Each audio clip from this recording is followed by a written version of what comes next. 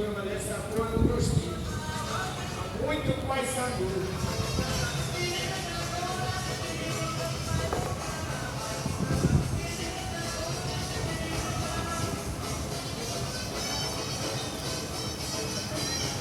Vamos lá, só cuidado aí com as formigas, né?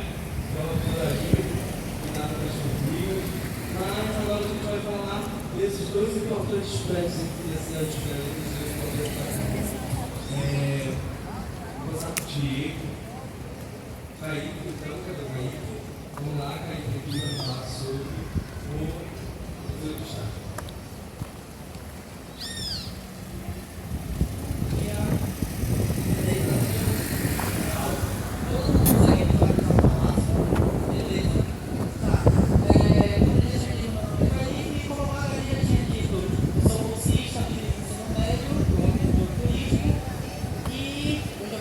De falar para vocês sobre o Palácio dos Governadores. Antes, eu queria chamar a atenção para uma situação que a Magali falou lá quando a gente estava na praça, Frei Caetano Brandão ainda, sobre as platibandas das casas que remetiam à quantidade de dinheiro que as famílias tinham. Se a gente olhar aqui para essa esquina, a gente vai olhar a platibanda daquela casa ali bem da esquina, que é bem detalhada, tem vários detalhes e tudo mais, e adornos, e chega a ter até estátuas, ou seja, isso indica que a família tinha muito dinheiro, entendeu? É meio cafona, mas a galera daquela época, mas enfim, voltando aqui pro palácio, a gente está de frente agora para o Palácio Lauro Sodré, só que nem sempre ele se chamou Palácio Lauro Sodré. Inicialmente, nem era esse prédio que tinha aqui, a gente tinha um prédio de taipa de pilão, tipo, era barro e madeira mesmo, entendeu? Que foi feito com o intuito de abrigar os presidentes da província em inspeção à capitania, entendeu? Os presidentes da província do Grão-Pará. Aí, esse prédio começa a ficar uma situação muito ruim, aí, poxa, a sede onde o presidente da província vai despachar as coisas tá caindo aos pedaços, não tem condição de um negócio desse, né? O que a gente vai fazer? A gente vai chamar o arquiteto e desenhista. Ele era muito mais que isso, ele tinha 1.300 funções lá. Só que aqui em Belém, as principais funções dele vão ser arquiteto e desenhista. Ele vai ser protagonista na obra da Igreja de Santana, como já foi falado, da Capela de São João Batista, do Hospital Militar, que é a Casa das 11 Janelas, né, do Hospital Real,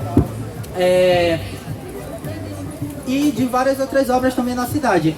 A gente pode dizer que ele vai desenhar essa Belém do período colonial. Muito do que a gente vê hoje, das principais edificações do período colonial, vai ter, nem que seja igual a Igreja da Sé, uma torre lá, que foi desenhada pelo Antônio Landi. Entende? Aí o que vão fazer? Vão pegar, vão encomendar o desenho do palácio para o Antônio Landi. Aí depois, o Império vai mandar dinheiro. Aí eles vão passar 4 anos construindo esse palácio aqui que vocês estão vendo. Vale ressaltar que Antônio Landi, ele era italiano, como outros colegas já falaram, mais especificamente de Bolonha. E aqui ele vai mesclar a arquitetura italiana com a arquitetura lusitana. Da arquitetura lusitana, a gente pode ver aqui que ele tem o formato das casas portuguesas, de 2 andares com várias janelas. E da arquitetura italiana, com os adornos das janelas e vários outros aspectos arquitetônicos dentro do palácio, né? Outra situação que vale ressaltar, deixa eu me lembrar porque é muita história, gente, ainda tem muita coisa aqui para falar para vocês. Tá, beleza. Aqui tem 3 curiosidades sobre ele. Vocês estão vendo um palácio grandioso, imenso, enorme, né?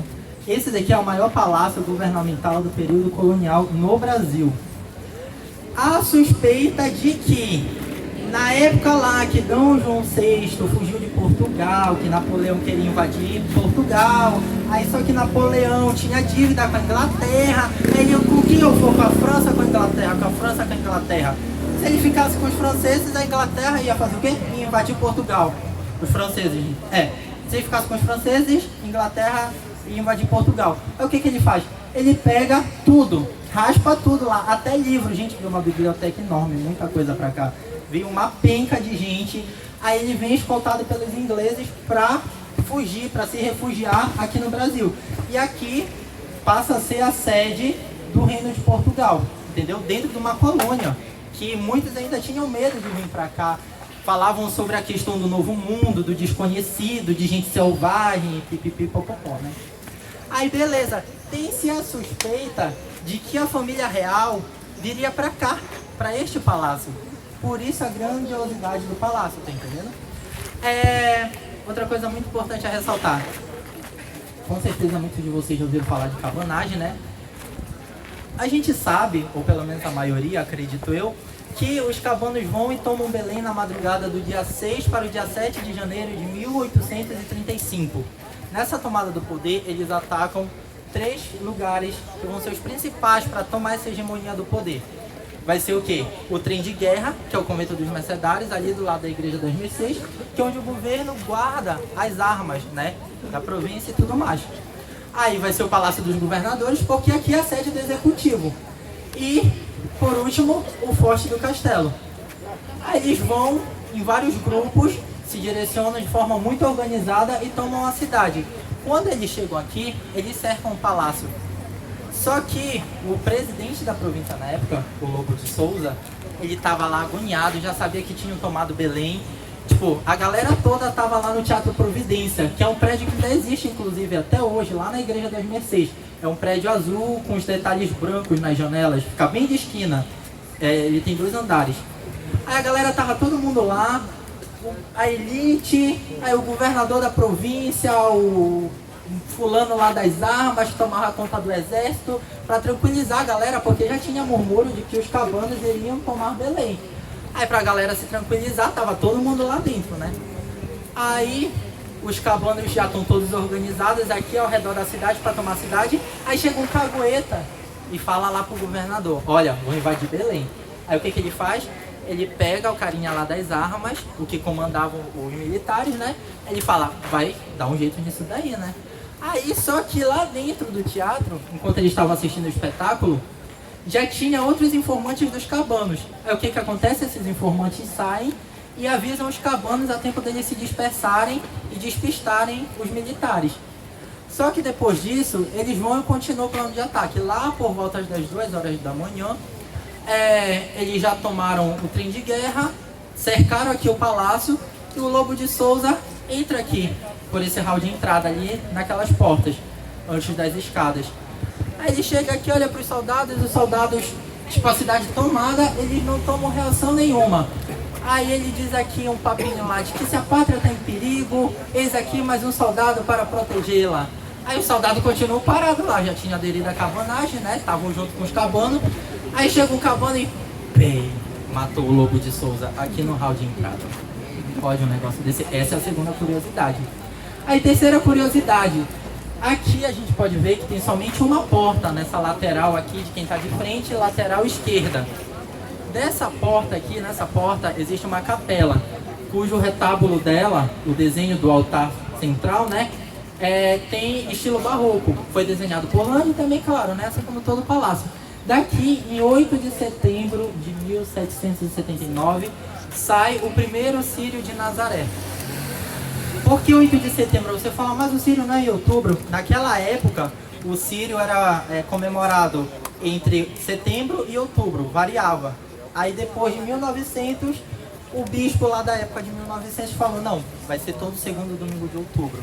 Inclusive o Círio era feito à tarde antigamente, só que depois de uma grande chuva lá que arruinou tudo, eles passaram a fazer de manhã.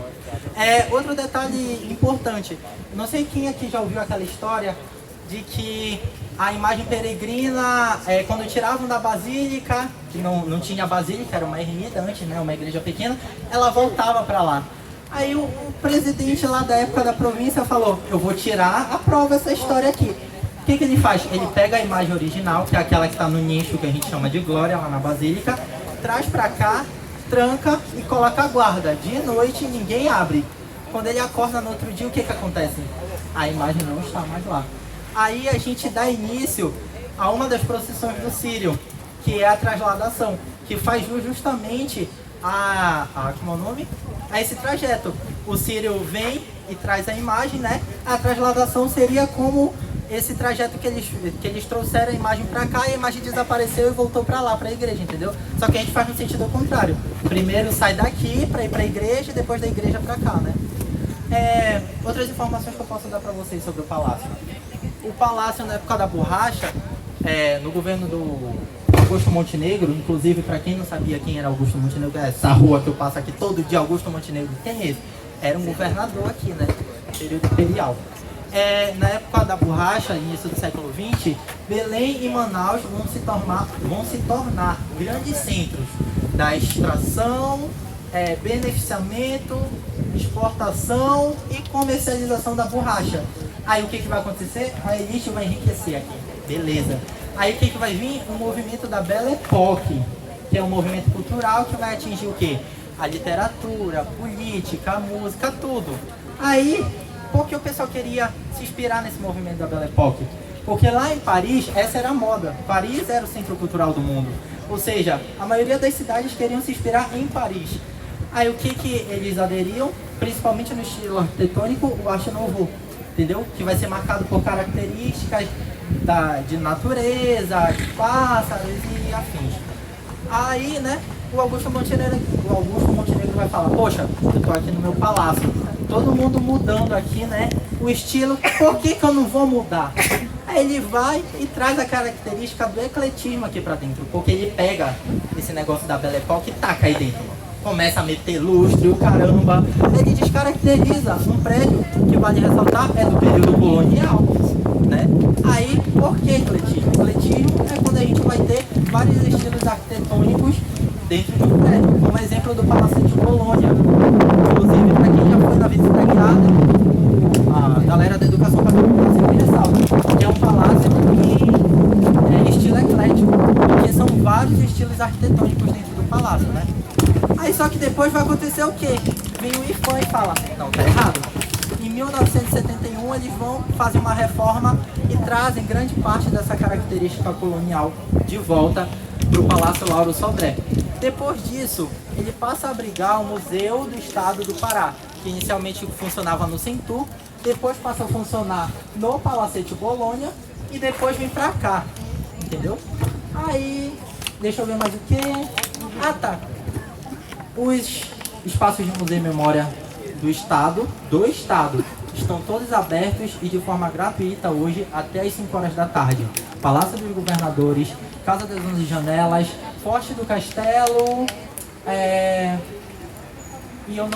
Museu do Sírio também, se eu não me engano, está aberto de forma gratuita até as 5 da tarde. Terminou o roteiro, vocês quiserem dar um rolê por aqui, beleza, é isso.